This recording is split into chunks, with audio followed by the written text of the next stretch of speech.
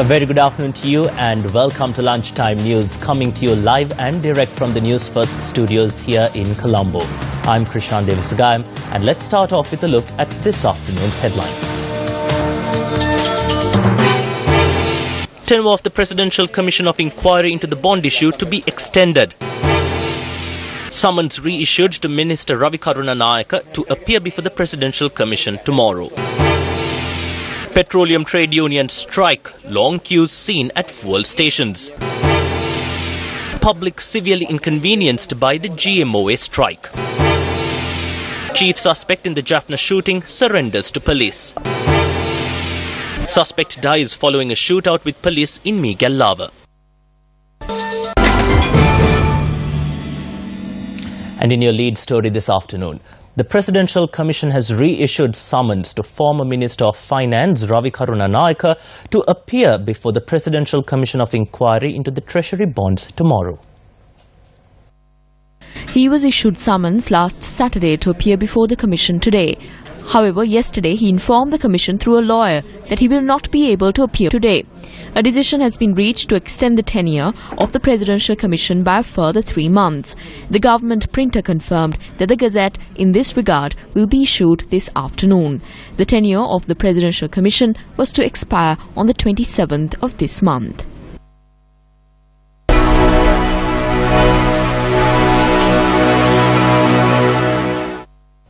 Now, yesterday, a witness revealed a crucial piece of evidence at the Presidential Commission of Inquiry investigating the issuance of the Treasury bonds. The Commission was informed yesterday that Arjun Aloysius, who leased her apartment in Colombo, contacted her over the phone and said he had destroyed his copy of the lease agreement and asked the witness to do the same. The witness said she entered into a lease agreement with a company called Walt and Rowe Private Limited for the apartment in question. She testified that Aloysius would be the leaser while the family of a government minister would occupy the apartment.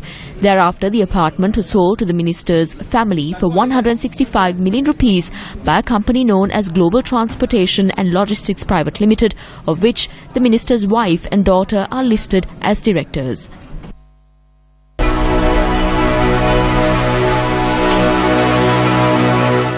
In another headline-making story this afternoon, a number of petroleum trade unions launched a strike from midnight yesterday. Our correspondent said that people across the island were severely inconvenienced as a result of the strike. Petroleum Corporation unions launched a strike in protest against the lease of fuel tanks at the Hambantota port.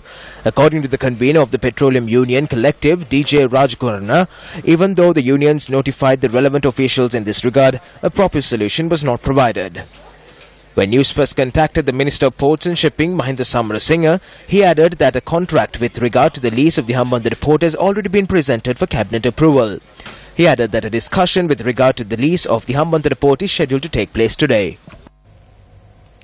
Treatment has been halted at a number of state hospitals as a result of the strike action launched by the Government Medical Officers Association, also known as the GMOA. Our correspondent said that clinical treatment, which was scheduled to take place at a number of hospitals, has also been stalled as a result. Patients who had travelled from rural parts of the country to receive treatment were compelled to turn back. Activities at a number of hospitals in Colombo have also been hampered. The Government Medical Officers Association commenced the strike action at 8 this morning. The association has demanded for a credible investigation into the arrest of the convener of the Medical Students Actions Committee, Ryan Jailath. A number of trade unions part of the health sector have expressed their displeasure, however, at the manner in which the convener of the committee was arrested.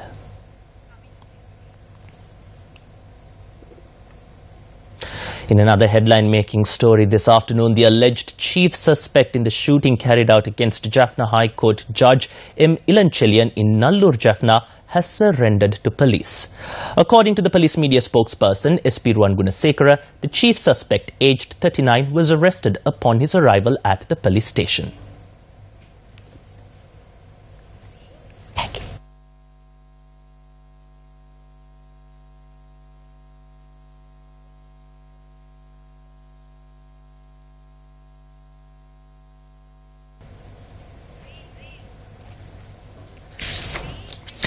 Police Sergeant Sarath Hemachandra, who died in the shooting, has been promoted to the rank of Sub-Inspector by the IGP. Sarath Premachandra, a father of two, was 51 years old at the time of his demise. The final rites of the slain police officer will be held tomorrow. Meanwhile, a police constable who was also injured in the shooting is continuing to receive treatment at the Jaffna Teaching Hospital. A person wanted by police in connection with a heist was shot in police gunfire in Galgunwa, Migellava. The shooting had taken place between the police and two people who attempted to rob a golden Buddha statue and precious stones. Police reported that the suspects were arrested following a tip-off citing the possible robbery of the golden statue.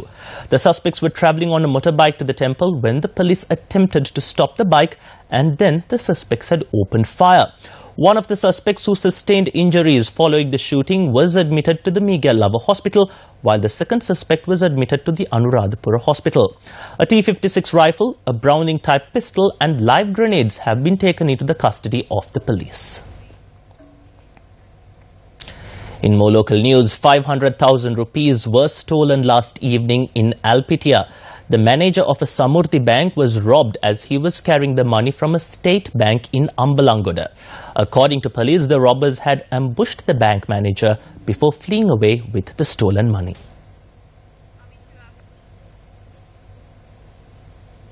Well, on that note, we wrap up this edition of Lunchtime News. It was a pleasure having you with us.